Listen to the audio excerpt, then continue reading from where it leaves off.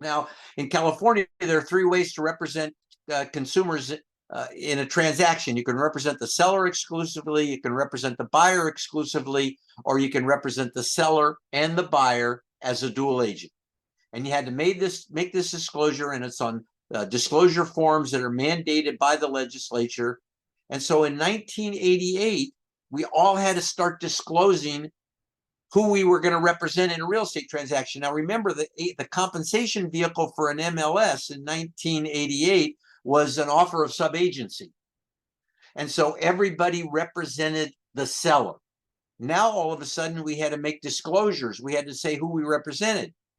Now, if I didn't take the listing, and I wasn't paying much attention to this, which is like most agents at the time, if I didn't take the listing, I knew I probably wasn't representing the seller. And I had this form, and I had to check the box that said I represent the buyer, or I represent the seller, or I represent them both as dual agency. So what box do you think most people that were working with buyers checked? They checked the box that said they represented the buyer exclusively. But the fact was they didn't represent the buyer exclusively because they were a member of the MLS, which meant they represented the seller. And now they just documented a divided agency. They documented to both sides. They were lying, right? They said, "Oh, I represent the buyer exclusively," but in fact they didn't. That's an undisclosed dual agency. It's against the law. And so the structure of MLS was creating legal liability for practitioners. And so we had to do something about it. We had to change the compensation vehicle of MLS. We had to, in California came up with this idea: why don't we make the MLS an offer of compensation? Eliminate this idea of subagency, make it an offer of compensation.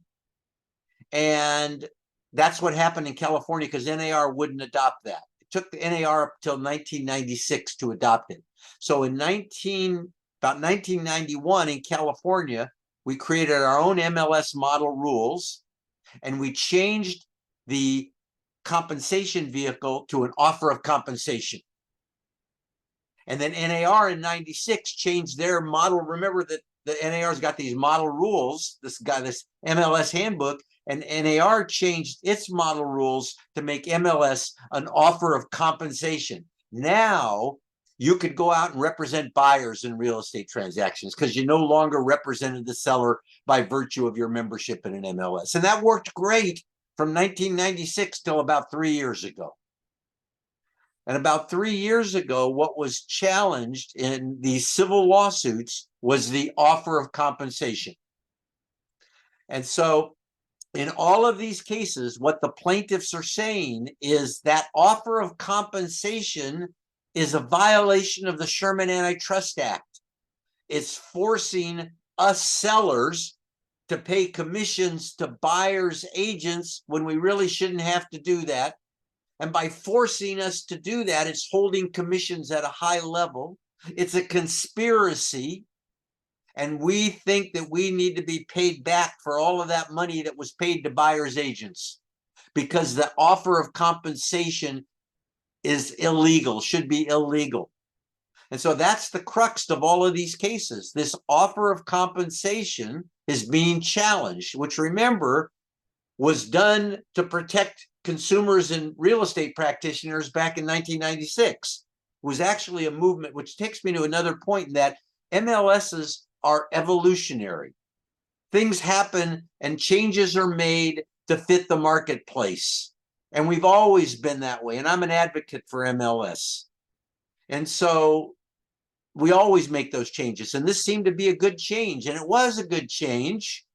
And it worked until we had this tremendous hot market where everything was selling. As a matter of fact, all you had to do was put a sign in the ground. You got 20 offers on your property. Most of them were above the listed price, and people were even waiving inspections.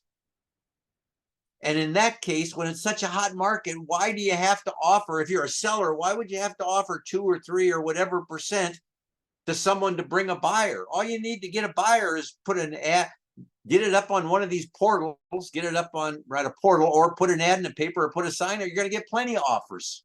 and they're going to be more than you think the property's worth. And so, and yet everybody still is paying buyers commissions, and commissions didn't come down on the, or buyers agents, and commissions didn't come down on the buyer agent side. So what this did is kind of created evidence for these plaintiffs to come after the real estate industry. And remember, the Department of Justice has been after the real estate industry since before 1983, and the Federal Trade Commission as well. So now what we've got is we've got these three, really more than that, right? But I'm going to say three cases. And those three cases are the Missouri case, and that's Sitzer. And that's the one that was $5 billion in damages, which is going to be appealed by the National Association of Realtors. And then the one in Illinois, that's Merrill, M-O-E-H-L-R. And the estimated damages in that case are in the tens of billions of dollars, because they're going back like 4 years. They're saying the commission on the buy side for the last 4 years, everybody that bought real estate in these jurisdictions is going to get money back out of this litigation. There's another case, it's a smaller case, but it's a very telling case, and that's in the New England area, and that case is NoSelect. I think it's N-O-S-A-L-E-K, NoSelect versus MLS PIN, Property Information Network. Now, that's a private MLS. Nonetheless, they're following NAR rules. And that case was actually settled. A settlement was proposed for where the MLS agreed to pay $3 million to the defendants. And they're the same, the National Association of Realtors and these major franchises, major brokerage firms. And the settlement was for $3 million. The MLS would pay $3 million, and about a half of that would go to the plaintiffs. The other half would go into a legal fund to help the plaintiffs go after the other defendants. And there was also some provisions in that settlement proposal that would indicate that where the listing agent would have to make sure that sellers understood they were had no obligation to pay buyers agents.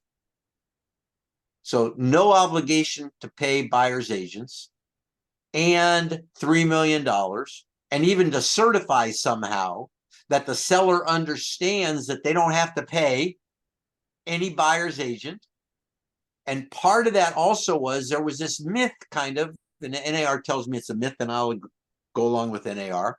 There's this myth that the MLS had a rule that said you could offer any commission as long as it was $1 or more. Well, NAR says that's a myth. You could always offer zero. Zero is a number. And there is no policy written anywhere in NAR's guidelines that say you have to offer $1. It says the MLS is an offer of compensation, and NAR always interpreted zero as being an offer. It's like a zero offer in my mind.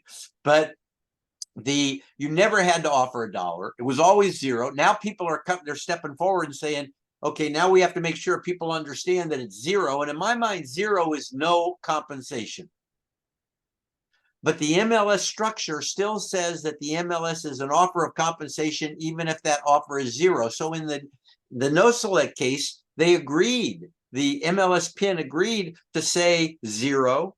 They agreed to make sure the seller knows they didn't have to pay a buyer's agent. They agreed to pay $3 million in damages.